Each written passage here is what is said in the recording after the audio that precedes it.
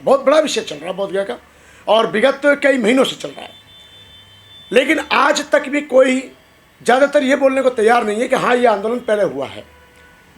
लेकिन सच्चाई है, अब धीरे धीरे लोगों को पता लगने लगा कि 1991 में आंदोलन हुआ, वो 2005 में हुआ, 2015 में हुआ, 2009 में हुआ। तो अब धीरे धीरे एक सुनवाई पड़ती है किसी वीडियो में कि हाँ 1991 में 135 साल के आंदोलन में एक आंदोलन 1991 में भी हुआ है और वो सुरेश साईं जी के नेतृत्व में हुआ है।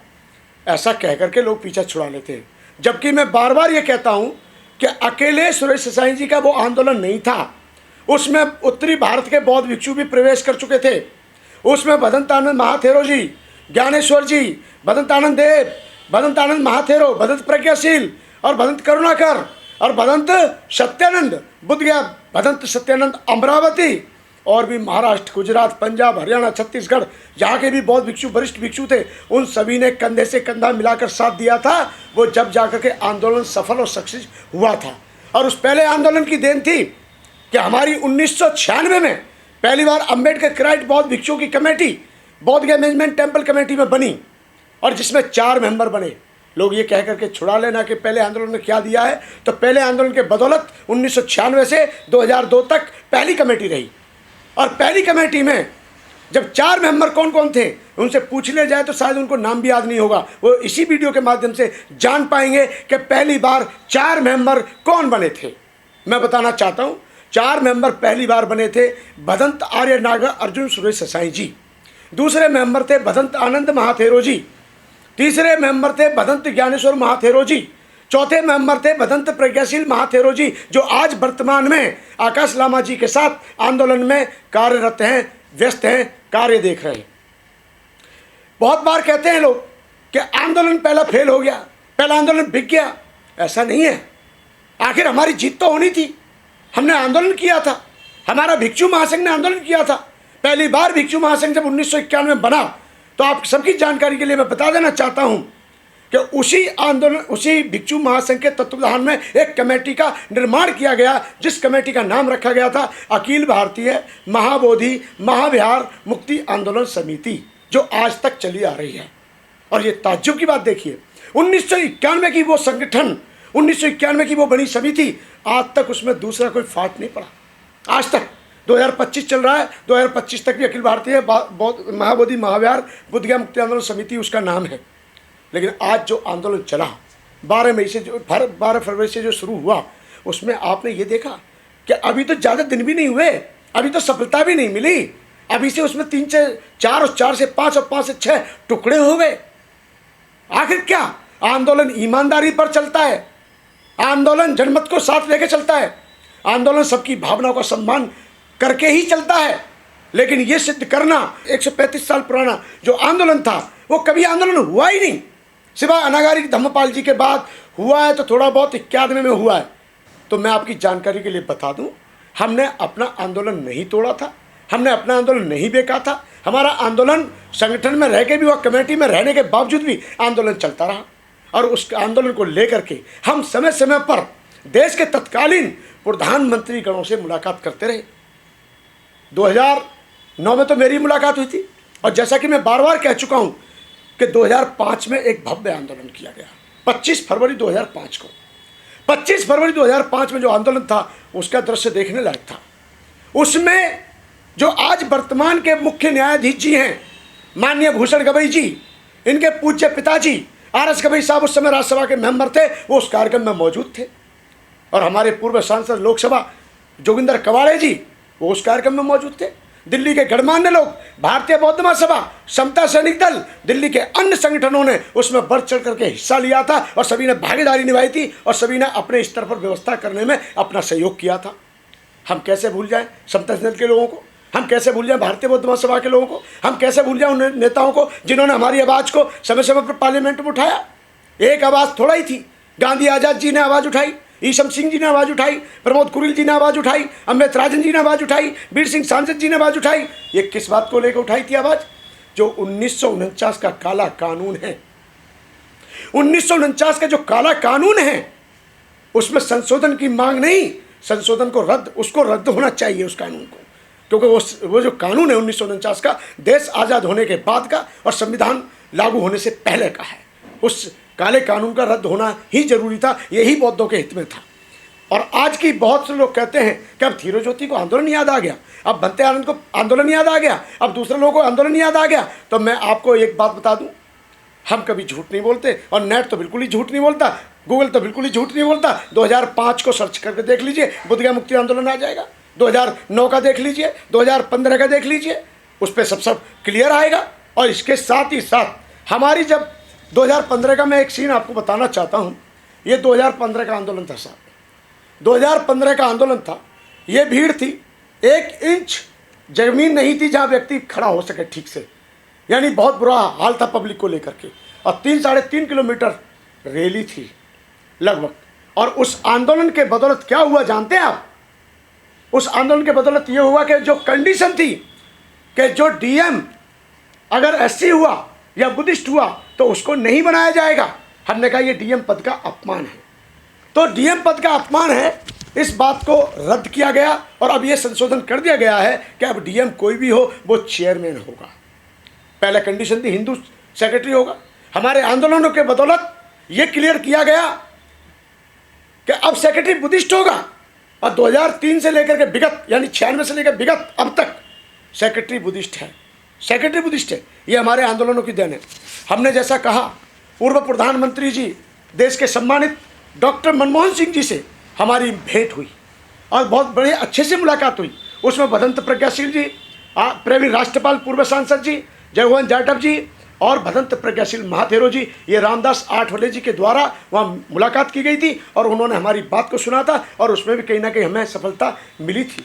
हम इस प्रकार से जब हमारे यहाँ रामविलास पासवान जी मुख्य अतिथि के तौर पर आए तो हमने भी उनको ज्ञापन भी दिया और उन्होंने भी पार्लियामेंट में आवाज़ उठाई थी। ऐसे बहुत सारे, सत्यनारायण जटिया जी से लेकर के तमाम लोगों के बीच में हमने अपनी बात रखी। हमने सत्या बहन जी से लेकर के, एक बार तो आप लोग ताज्जुब करेंगे, बुद्ध जयंती जो कालचक्कर मैदान में मनाई जाती है, ये सत्यनारायण जटिया जी साथ थे। सत्यनारायण जटिया जी के साथ में हमने मुलाकात की थी और बोध गया का विषय हमने रखा। हमारे जहन में बोध गया है, हमारे कण कण में बोध गया है, हमारे रोम रोम में बोध गया है। क्यों? क्योंकि बौद्धों की आस्था का केंद्र है और बौद्धों की आस्था का केंद्र है वो। और इसलिए बौद्धों की आस्था का केंद्र होने के नाते हम ये चाहते हैं कि जैसे ईसाइयों के पास पूरे चर्च की व्यवस्था है, सिखों के पास पूरे गुरुद्वारे की व्यवस्था है, मोमडन भाइयों के पास पूरे मस्जिदों की व्यवस्था है, ठीक उसी प्रकार से बौद्धों के पास में बोध गया क्यों नहीं होना चाहिए? बोध गया पूरी तरह से बौद्धों के पास होना ही चाहिए। बोध गया का पूरा स्वामित्व बौद्ध भिक्षुओं के पास और भारत के बौद्धों के पास होना चाहिए। बहुत से लोग कहते हैं पहला आंदोलन बिक गया और सुरेश साई भंते जी को ही बताते हैं कि उन्होंने आंदोलन किया था, तो इसका मतलब वही भी कहते, पर भदंत सुरेश साई जी भी कहते। और सबसे बड़ी बात, आज भी उनका नाम लेके ही आंदोलन शुरू किया जा रहा है। आज भी आंदोलन उनके नाम पे ही शुरू किया जा रहा है। आज भी उनका नाम बाकायदा यात्राओं में दिया जा रहा है कि सुरेश साई भंते जी के मार्गदर्शन में। क्यों भाई, आप बिके हुए आदमी को साथ क्यों लेके चल रहे हो? जब पता है कि ये आंदोलन बिक चुका था और बिके हुए आंदोलन में जो सेक्रेटरी रहे थे भदंत प्रज्ञाशील जी, फिर उनको आप साथ लेके क्यों चल रहे हो? किसी को तो पता ही नहीं है कि लामा और परम पावन दलाई लामा जी में क्या अंतर है। अरे भाई, दलाई लामा जी एक परम पावन धर्मगुरु दलाई लामा जी हैं। ये जो लामा जी हैं, आकाश लामा जी, एक उपासक हैं। ये एक उपासक हैं। ये लामा जी एक सरनेम है, लेकिन ये उपासक है और वो एक धर्मगुरु है। पहले इतना लोगों को जानकारी हो जानी चाहिए। अभी तो कुछ लोग ये कहते हैं कि इस आंदोलन में एक बुद्ध प्रकट होने वाले हैं। किसी ने कहा है, मैंने सुना है कि अब बुद्ध आ चुके हैं और ये दूसरे बुद्ध हैं। तो मैं कहता हूँ 28 में जब बुद्ध आ ही रहे हैं तो फिर बोध गया मुक्त क्यों कर रहे हो भाई? बोध गया मुक्त करने का फिर औचित्य क्या है? जब दूसरे तीसरे बुद्ध आ ही रहे, यानी 28 में यानी 29 में सम्यक संबुद्ध आएंगे, फिर तो महासम्यक संबुद्ध आएंगे। तो ये अनसरी बातें, बेकार की बातें, समाज को गुमराह करना, झूठ बोलना, ये ठीक नहीं है। हमने जब हमारी माननीय शीला दीक्षित जी मुख्यमंत्री थी दिल्ली की, हमने विधानसभा में भी आवाज़ उठवाई थी। चौधरी प्रेम सिंह जी के माध्यम से आवाज़ बहुत बार उठी थी। शीला दीक्षित जी हमारी मुलाकात हुई कि मैडम हमारी बात को आप सोनिया जी तक पहुंचाइए, और सोनिया जी से भदंत आनंद महाथेरो जी कई बार मुलाकात कर चुके हैं। ये हमारे मुकुल वासनिक जी केंद्रीय मंत्री थे। तब हमने उनसे कहा था कि ऐसा है उपासक जी, इस आवाज़ को आप उठाइए। उन्होंने इस बात को सीरियसली लिया प्रायोरिटी दी और उन्होंने इस बात को प्राथमिकता देते हुए पार्लियामेंट में आवाज़ उठाई और इन्होंने पीएम से मुलाकात करने में अहम भूमिका निभाई। मेरे प्रिय देशवासियों, बहुत सारी चीज़ें हैं, बहुत सारा टाइम लग जाएगा ऐसे।